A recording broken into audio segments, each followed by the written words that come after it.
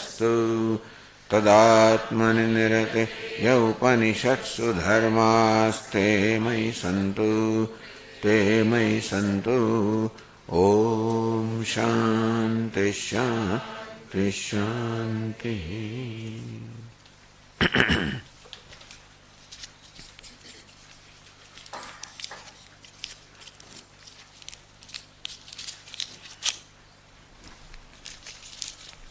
This morning we reviewed the 6th chapter. We will also similarly review the 7th chapter before we proceed to the 8th one. Here also there is an anecdote, an akhyayika, where Devarshi Narada, who is Devarshi, meaning that he is a Deva, the God as well as a Rishi, born as Rishi in Devaloka, he approaches Sait Sanat Kumara, Adi Bhagavaiti Upasasada Narada Sanat Kumaram. Sait Narada or Devarshi Narada approaches Sanat Kumara, Adi Bhagavaha, O revered sir, please teach me. Then Sanat Kumara makes an interesting statement. Tam hovacha, Sanat Kumara said, Yadveta tenama upasida. You first please tell me what you know. Tata urdhvam vakshamiti. Then I'll tell you what more you should know. Then said Narada, describe what all he knew, which was everything. He knew all the Vedas, Ityasa, Purana, all kinds of Vidyas he knew, including the magic and the snake charming, anything that you can think of, everything Sage Narada knew. He just gave a long list of what all he knew. And having stated that, in a very humble manner, he admitted, Soham Bhagavaha Mantrave Devasmi na Atmavid. I, who is such, who has studied all the Shastras, however, know me only the mantras, meaning I know all the verbal meaning, the direct meaning of all the mantras.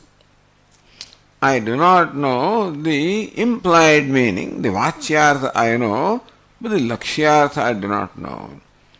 Because Lakshyartha or the implied meaning of this Vedas is Atma. So I know the verbal meaning of all the mantras, but I do not know what exactly is meant to be conveyed through them, and therefore still I do not know Atma, I do not know the Self. So, what does it matter?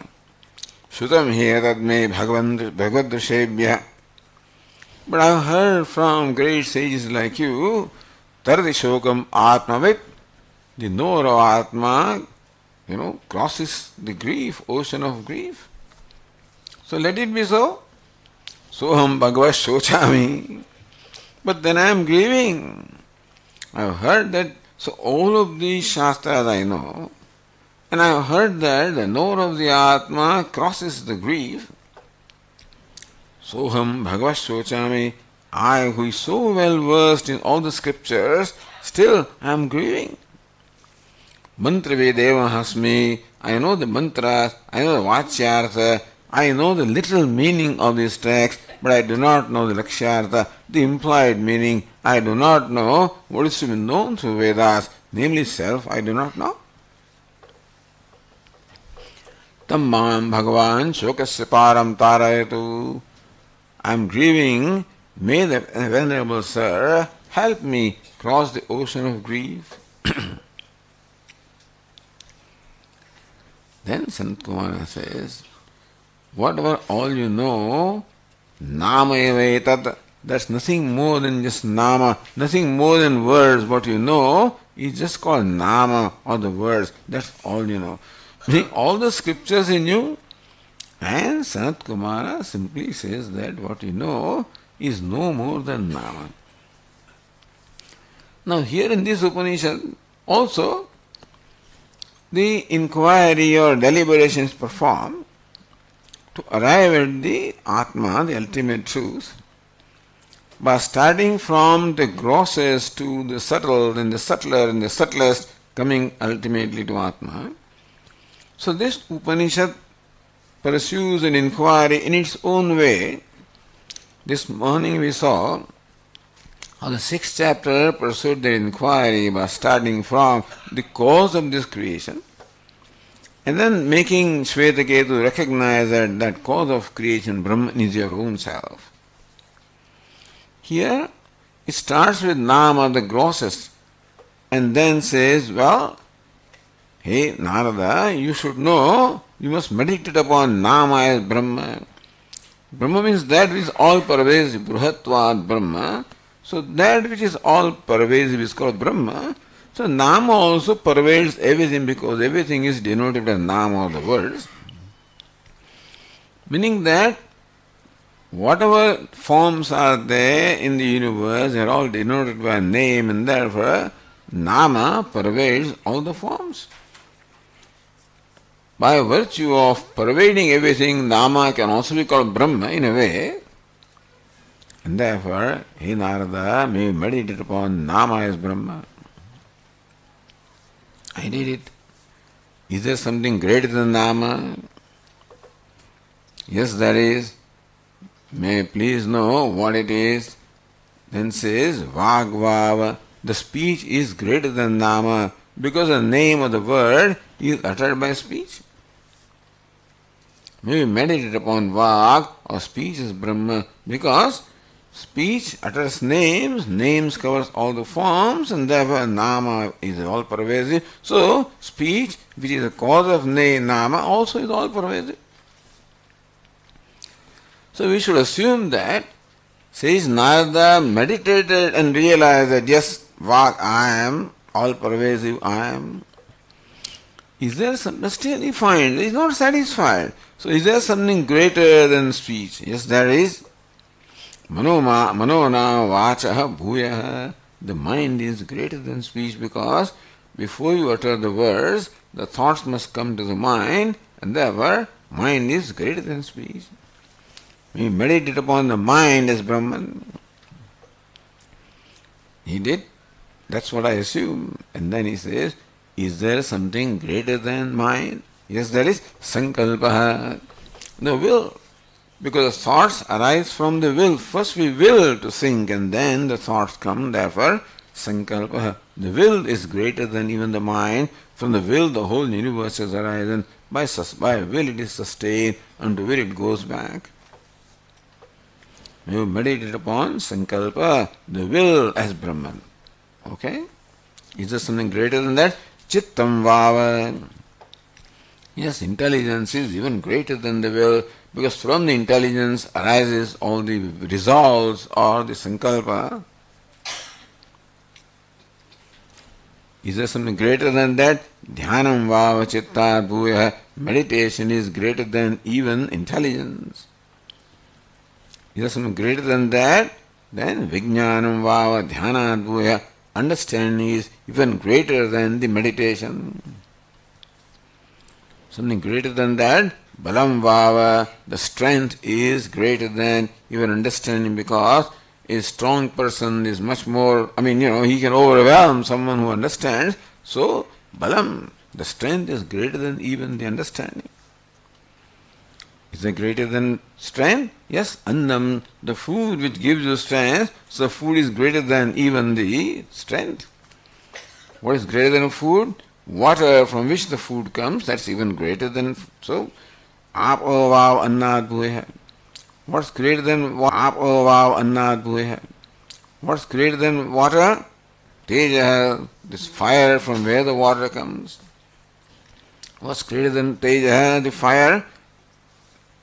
Vayu and Akasha. The space is all subtle, all pervasive. Is there something greater than space? Yes. Smaro Vav. Now there is a jump here. So the memory is greater than even space. Now that's interesting. This connection Bhashyakara alone can find, I guess, because what is the connection between space and memory? Says many people are sitting in the space, if they do not have memory, then they don't even recognize each other. So without memory you can't recognize your friend, your son, your father, and so memory is greater than even space. Is there something greater than memory? Yes.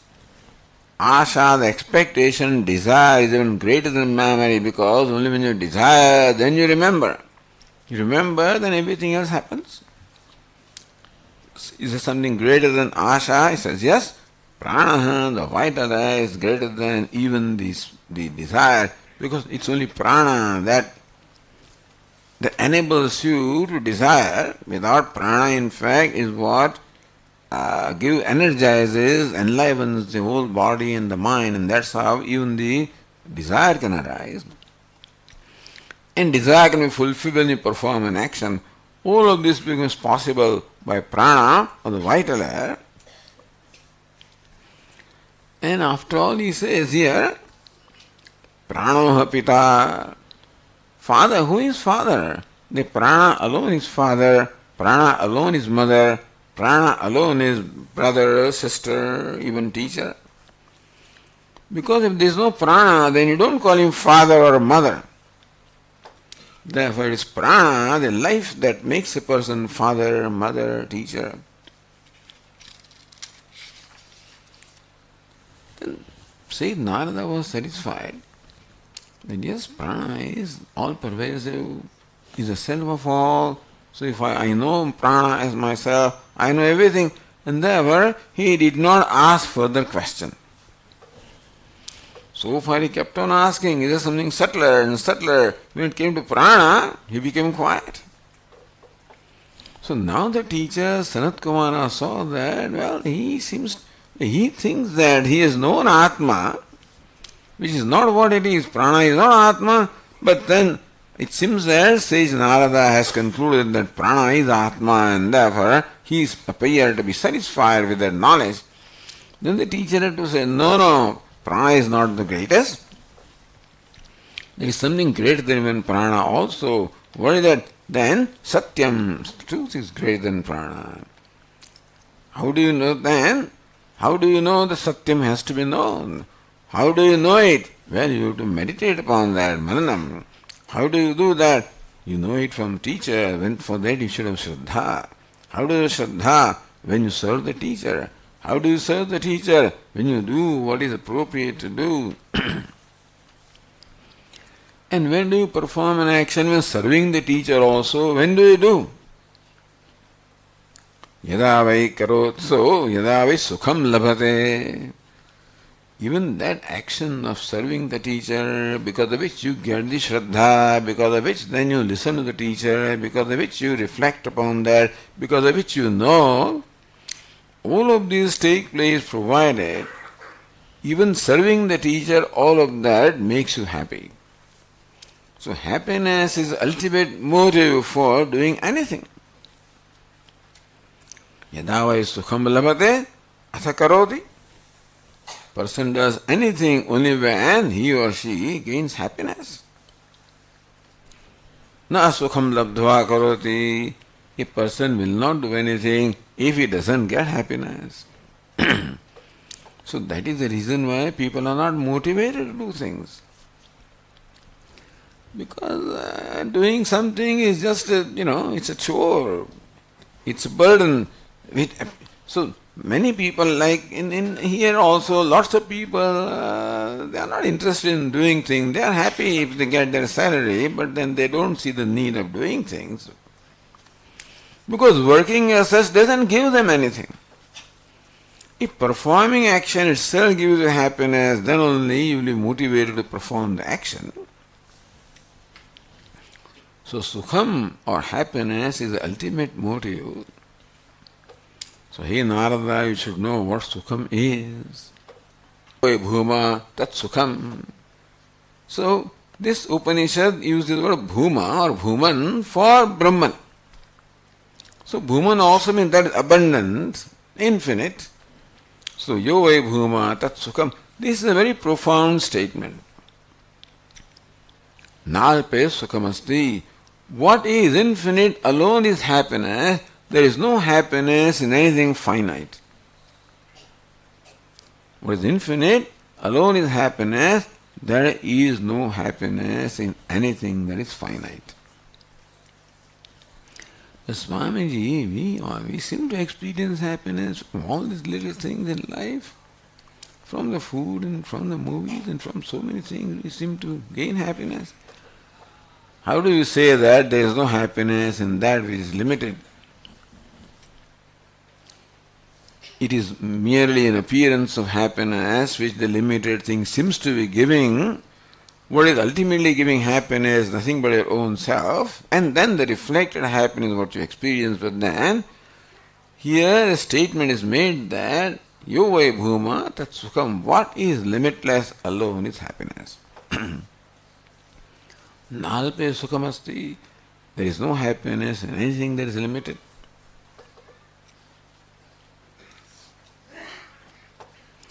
Then I want to know what the sukham is, what that bhuma is. Sir, what is bhuma?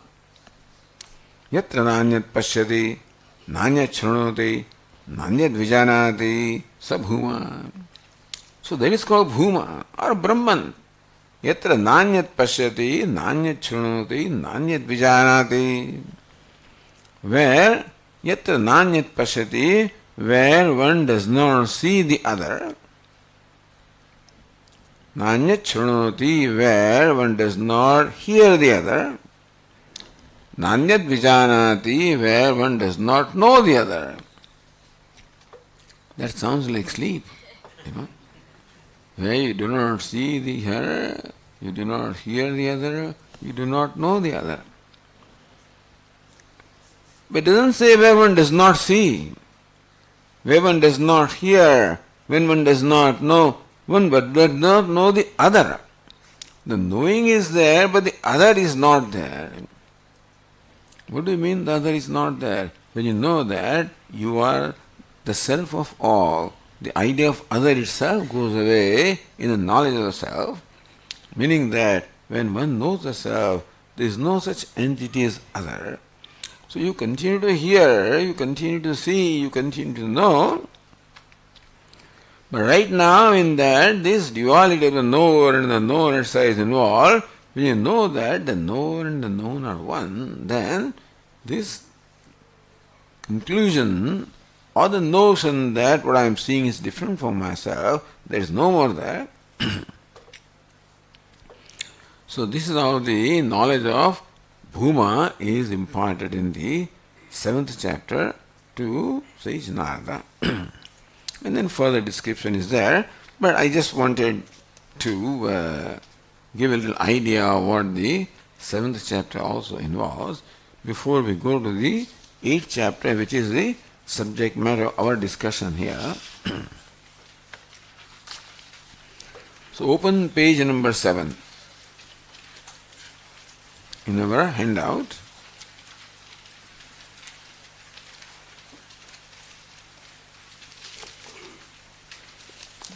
This has to be here.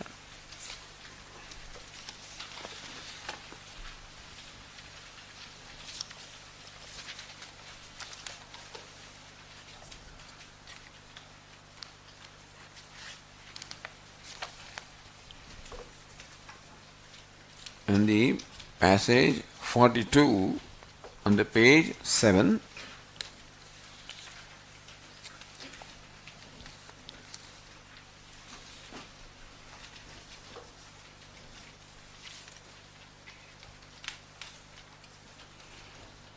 So let us read that passage. I will recite and you please repeat after me. Ya Atma apahata papma vijaraha vimrityuhu vishokaha vijigatsaha apipasaha satyakamaha satyasankalpaha saha anveshtavyah saha vijñāsitavyah saha सर्वांश लोकान् आप्नोति सर्वांश कामान् यः तमात्मानम् अनुविद्य विजानाति इत्यः प्रजापतिः उवाच. Itiha Prajapati Uvacha. Here also there is a little anecdote which will follow. But Prajapati, the creator, Uvacha, made this statement for the universe, you can say. So Prajapati said once upon a time. And what he said must have been heard by some people around him, and then slowly this statement spread. What did Prajapati say? Atma apahata papma. Apahata papma means the one who is sinless. Papman means sin. Apahata papma, Atma, the self, is sinless. Vijaraha, Jara means decrepitude, devoid of old age. Vimrutyuhu, devoid of death. Vishokaha, devoid of grief. Vijigatsaha, devoid of hunger. Apipasaha, devoid of thirst. Now this should really excite us, because Atma means I, meaning that this is the description of you and I.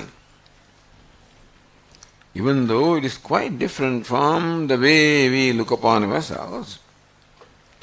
And that is why it is said in this manner. That you are not what you think you are. You are quite different from what you take yourself to be. Ya Atma Ahvata Papma, one that is devoid of sin. Sin means, so when can I be devoid of sin? When I do not perform sin. But Swamiji, I do. I am not a sinner as such, but sometimes there is nobody who will not do some violent action at some time. Because whenever we get overcome by an impulse of anger or greed or lust, kama, krodha, lobha, whenever we get overpowered by any one of these impulses, then what we do is a violent action. We are going to hurt somebody. Whenever I act out of anger, I am going to hurt, meaning that I am going to even emotionally hurt the person upon whom I am angry. That person's, the self-respect, the self-worth, all of this is insulted when I am angry at somebody. So also my greed or my lust, all of these they create violent actions. So there is nobody who is devoid of sin, even what we call a very virtuous person also. Sometimes a person may get angry, sometimes. And this person comes to Puja Swamiji, says, Swamiji, I have given up anger. Swamiji started teasing him. He says, no, it's not possible. Yes, Swamiji, I have given up anger. I have not become angry in last 4 months. He says, that is only because nobody has insulted you. Nobody has hurt you.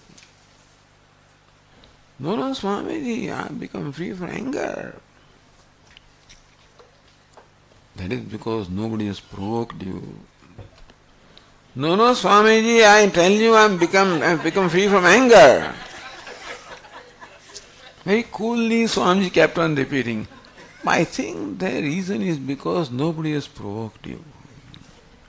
I am telling you, Swamiji. So this is how this anger, etc., they seem to be embedded inside. And at some point in time, that anger which is embedded may get manifest. and I may do something which may be branded as a violent action. I may say something, do something. But here it says, what is our nature? What is my nature? Apahadapapma. I am a sinless being. I am sinless by nature. It is nice to know. These words can help us to meditate upon ourselves. Who am I? I am sinless. Nice to think, isn't it? So I am free from sin as well as virtue. If I want to brand myself as a virtuous person, then I will someday brand myself as a sinner also. Because one who is virtuous performs dharma, under some conditions also may perform adharma. But I am beyond dharma and adharma. I am beyond virtue and vice. Apahadapapma. How can you say that, Swamiji? The virtue and vice, dharma and adharma, they belong to whom? They belong to the one who performs action. Dharma, virtue also is action. Adharma, vice also is an action. And the one who performs dharma or adharma, of course he is called, papi or punyatma. But when can I be sinless? When I don't perform any action at all. What do you mean, Swami, you don't perform any action? I don't. Suppose. Because that's what Bhagavad Gita says. Neva kinchit karometi yukto manyeta tattvavid. The knower of tattva, the knower of truth says that I neva kinchit karometi, I do not do anything. Pashyan shrun. He is doing everything that we do. While doing everything that we do, Pashyan, seeing, hearing, thinking, talking, he says, I do not do anything. He says this. Now when can he say that? When he talks, isn't it? So while talking is, I don't talk. Now that's very contradictory, is it not so?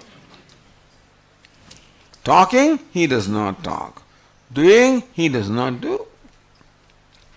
Talking from the standpoint of others, he doesn't talk from his own standpoint. Like begging, he does not beg.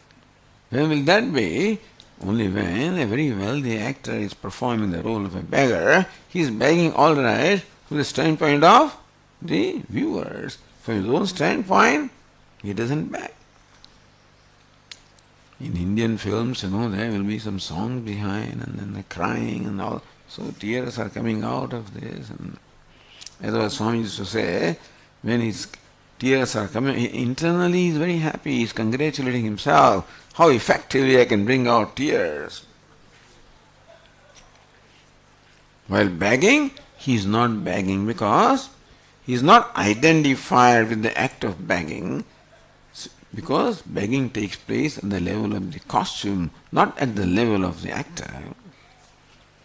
And so the wise person says, Neva kanchit karomiti, I do not do anything, I do not even say anything, even though he says that. Because all doing is done at a given level, at the level of the upadhi, level of buddhi. I say that I am talking right now when I am identified the organ of speech, then I say I am a speaker. You say that you are all listening when I identify the organ of listening. But when he is not identified the organ of speaking, he says speaking takes place. I don't speak. Hearing takes place. I don't hear. Ya Atma, apahadapapma, the self, there is devoid of sin and virtue, meaning devoid of any action. The Atma is actionless. Vijaraha, devoid of old age. Old age is someplace. So these are the notions that we normally entertain about ourselves. Swamiji, I am an old man now. What do you expect from me? What can I do, etc. So, I am old. Vijaraha, the self is devoid of old age, decrepit. Of course, we know that old age belongs to the body, and the papa and punya belong to the buddhi. The old age belongs to the body. Vimrutyuhu, devoid of death, deathless. Death belongs to body. Vishokaha, devoid of grief. At least nice to know, isn't it? So when we are grieving, it will be very nice to remind ourselves. Look, mine, in reality, I am Vishokaha. I am devoid of grief. Grief doesn't belong to me. Where does it belong? That you have to find out. If you declare that grief does not belong to me, then where does it belong? You can say, oh, it belongs to mind. Mind is not sentient, therefore mind doesn't grieve. The Vedantins ask this question very often. Who is grieving? Atma, the self, is consciousness, changeless, therefore cannot grieve. The mind is insentient, there also cannot grieve. Then who is grieving? Some entity which is a product of these two, the Atma and Anatma. So it is difficult to explain who is grieving. Although Bhagavad Gita also begins with grief, and it is an Upadesha to make Arjuna free from grief, and to human being. But then Atma cannot, that is what Lord Krishna says, Ashochan Anvashochastvam Prajnavadam Shibhashase. Here Arjuna, you are grieving for what does not deserve to be grieved.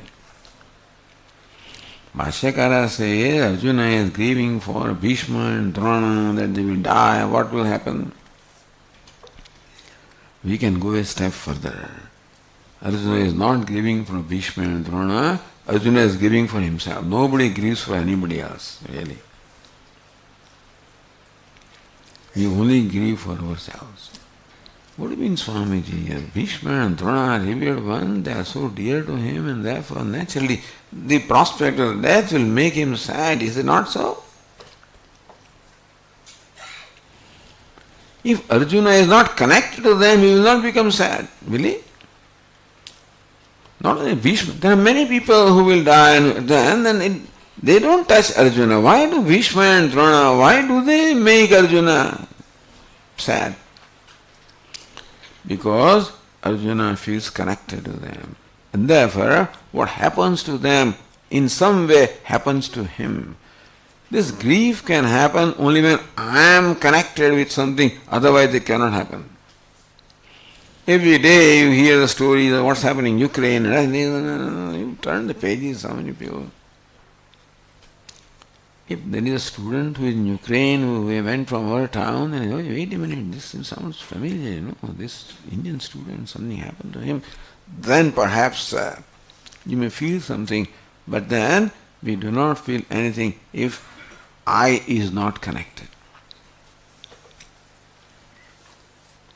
Therefore, Vijaraha Vishokaha. In reality, Shoka is only when I connect myself with something, as I am devoted Shoka. That's what Lord Krishna says, Ashochan and Vashochastam. So Arjuna is not grieving for a Bhishma, he is grieving for himself. What will I do without them? They are mine, what will I do without them? Don't think that anybody grieves for anybody else. Sounds like a very cruel statement. But nobody grieves for anybody else. We grieve for somebody when we are connected, when what happens to that somebody in some way affects me. It is that affected I for whom I am grieving. This will come to you as something like a surprise, but then think about it. But anyway, therefore in reality, so Vijaraha, Vimrutyuhu, Vishokaha. Grief is there when I superimpose some connection upon myself, otherwise devoid of grief. Vijigatsaha, devoid of hunger. Avipa, they belong to prana, these belong to bodies. Mrityuhu, jara, old age, mrityu, they belong to the body. Hunger and thirst belong to prana. So that's how the Shat Urmaya, the six urmi, the six waves of samsara are Ashanaya, Pipase, Jara, Mrityum.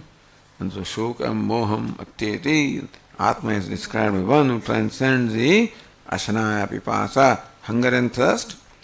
The same thing is said here, what is said in ChandogyaUpanishad also.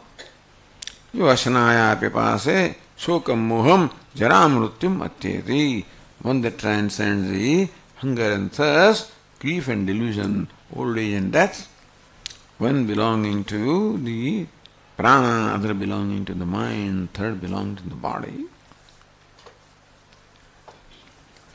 Then further says Satya Kamaha, Satya Sankalpaha.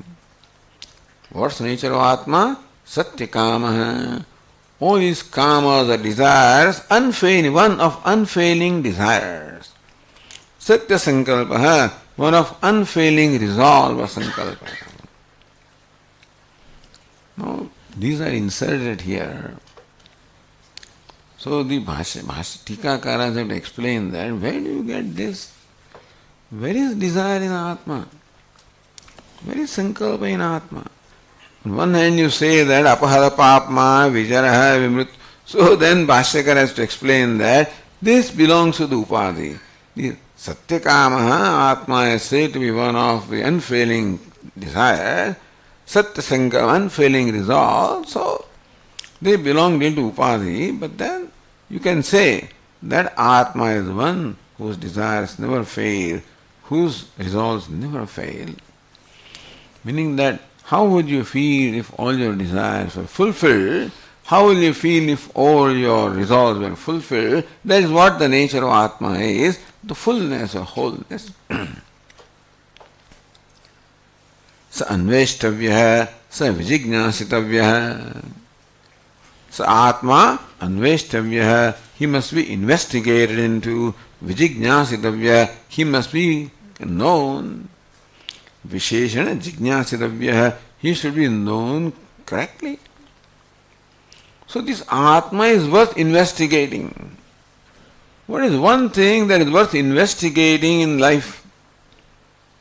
All the people investigate variety of things, every specialist investigates, a physicist investigates, the chemist investigates, the biologist investigates, all of them do investigate things in their own field. But then do you think that that investigation or knowledge that they get is going to ever totally satisfy them? Is it possible that knowledge of physics or chemistry or biology or any material science will ever generate a total satisfaction? Because the nature of that knowledge is more you know, more you realize what you do not know, which is fine. That's how it should be. That's how investigation. The PhD will continue all the time. Investigation will continue, and that is how it should be. But the point is that that is something that can never be totally understood. But here, anveshtavya. So what everybody is really investigating can be traced only to Atma. Even though a chemist wants to know what is the fundamental chemical substance, what is the fundamental physical substance, what is the fundamental live substance, but ultimately that will all turn out to be, if that inquiry results into the knowledge of self, then there will be a total satisfaction. Otherwise, the jignyasa always remains. The desire to know will never be satisfied unless that desire results into the knowledge of Atma. Because as far as the physical world is concerned, more you know, more you realize what you need to know. So, sa anveshtavya. Ultimately, everybody who is in search of knowledge should investigate into the nature of the self. Sa vijignyasitavya. You must also seek to know it in a special way, because this investigation cannot be carried out by yourself. It is not possible that we can carry out the investigation of the nature of truth. It is not possible that I can on my own ever know what the truth is. No? Why is so? Why would that be so? Because Just as the 10th man would never know who the 10th man is. Well, I am in search of truth. That takes for granted that I am searching for something other than myself. Search for truth.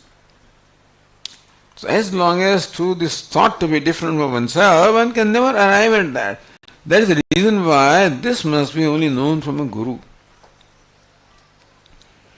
What's the reason why the Shastra insists that tad vijnanartham sagurumeva vigachet samitpanihi shrotriyam brahmanishtam.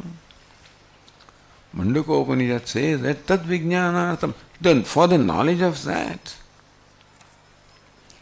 Just by the way, it's a very interesting step here because the passage says Parikshalokan karmachitan brahmana nirvedamayat.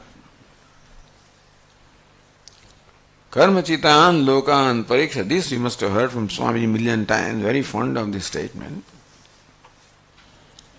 That having investigated the nature of all that you can attain by karma, by effort,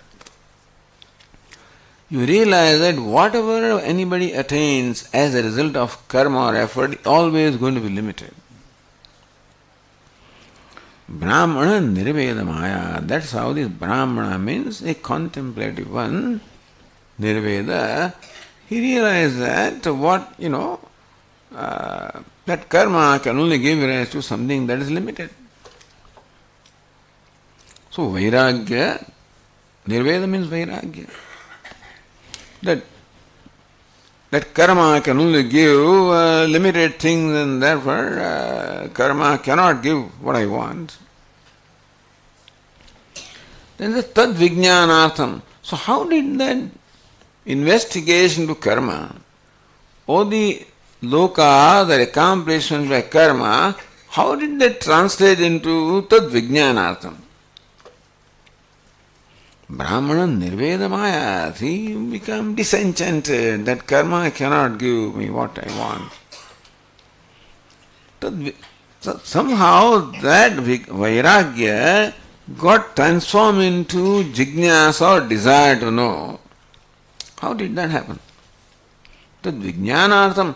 Only when that vairagya results into the desire to know, then only he can go to a guru, isn't it? Merely vairagya, how do you go to guru? Tad vijnanartham. For the knowledge of that, he must approach a teacher. The earlier statement said, Brahmana nirvedamaya. This Brahmana means this contemplative person became, he developed nirveda vairagya. That you cannot get, from karma what it is that you want. Somehow that vairagya got transformed into the desire to know. Because otherwise, how would he go to a guru? Tad vijnanartham. You see that step here? Earlier statement says nirvedamaya.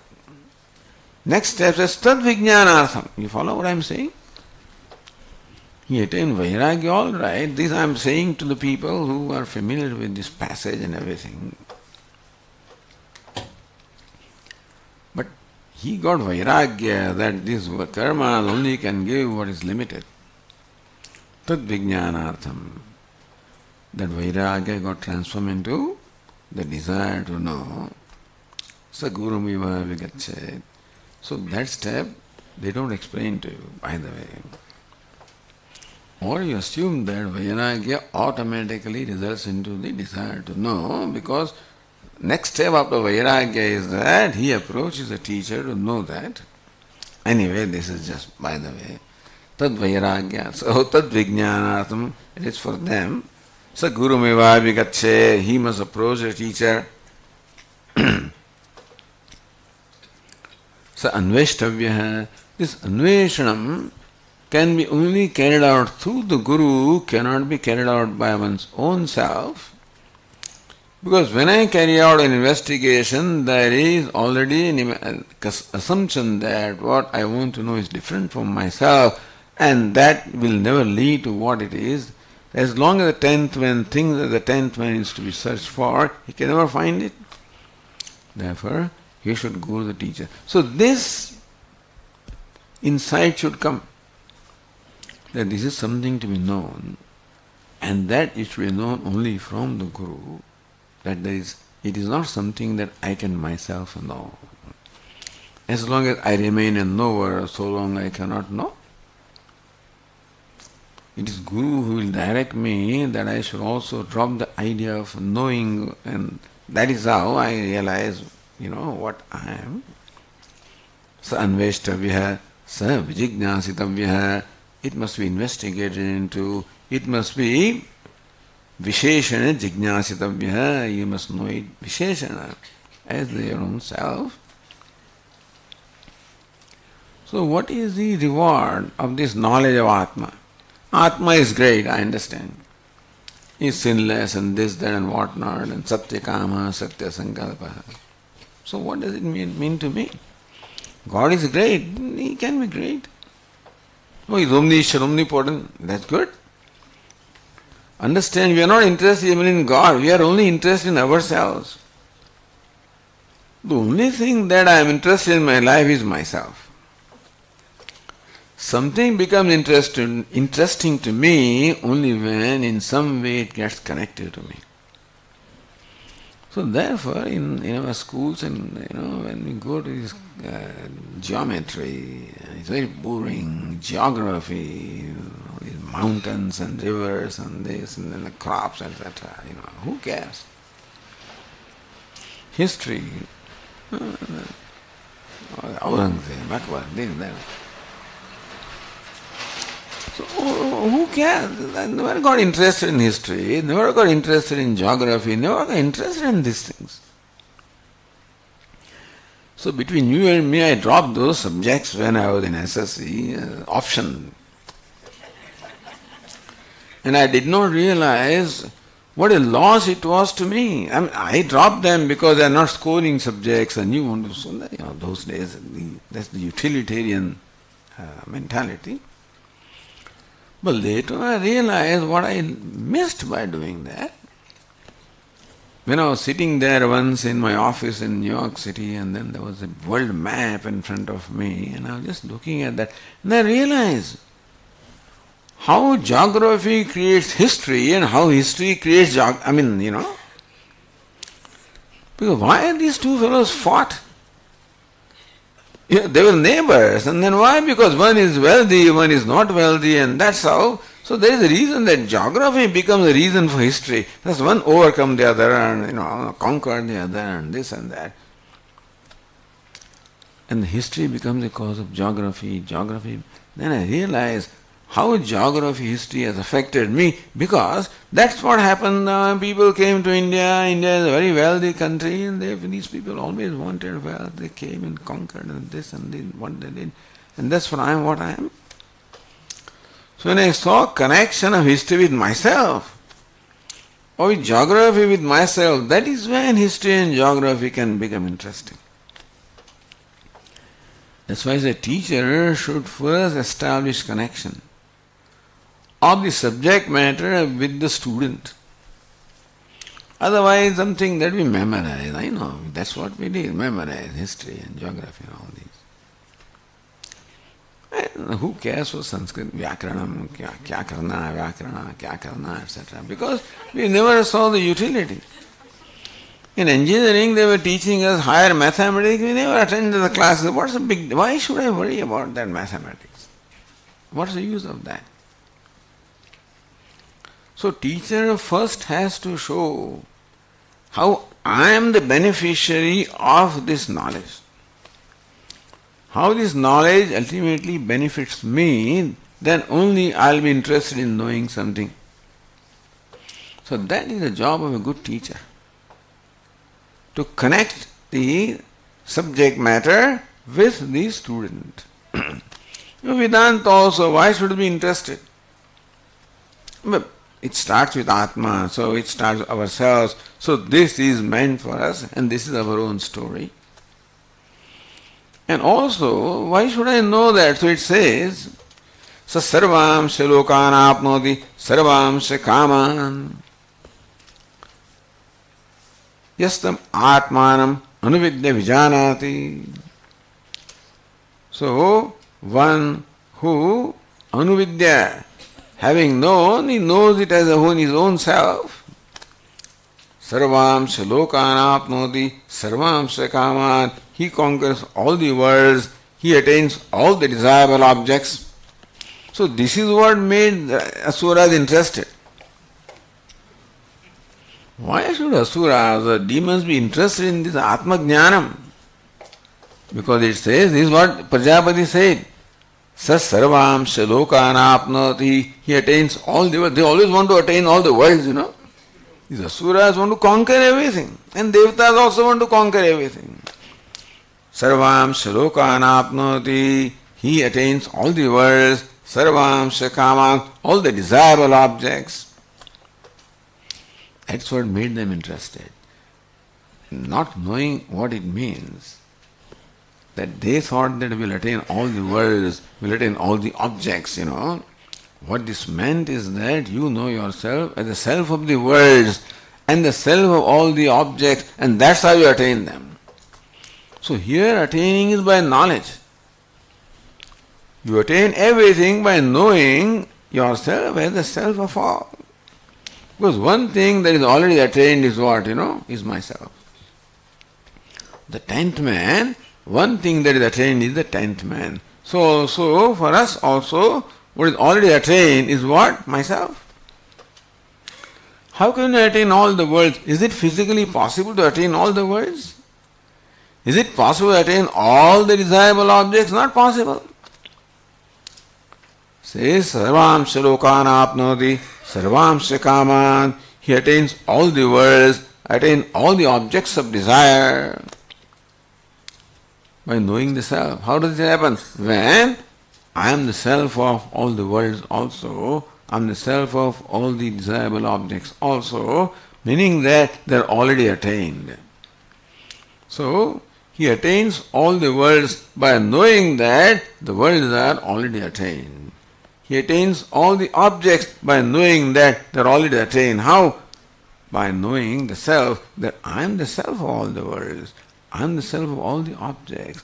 And that's how I am already attained. So they are all attained. In that manner, in beginning they may not know what is meant by attaining all the worlds, but they are interested in that. Yastamatmano vidya vijanati itiha prajapati uvacha. That's what Prajapati, the creator, once said. And I guess that statement floated in the universe. And someday, so by the word of mouth, then it reached the asuras, it reached the devatas also. So the next passage, we'll at least read that passage. Taddubhaye devasuraha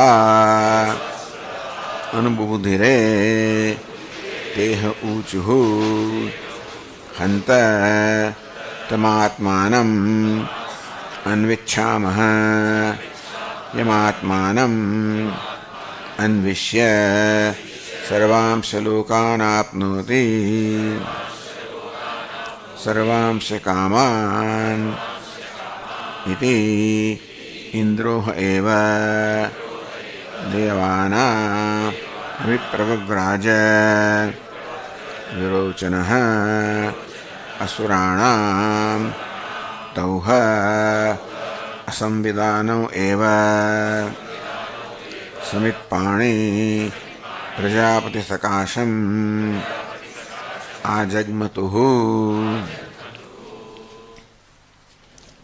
Begins the story now that Prajapati said this, heard by the devatas and asuras, and how they responded will continue tomorrow. Om Purnamadah Purnamidam Purnat Purnamudachyate Purnasya Purnamadaya Purnameva Vashishyate. Om Shanti Shanti Shanti.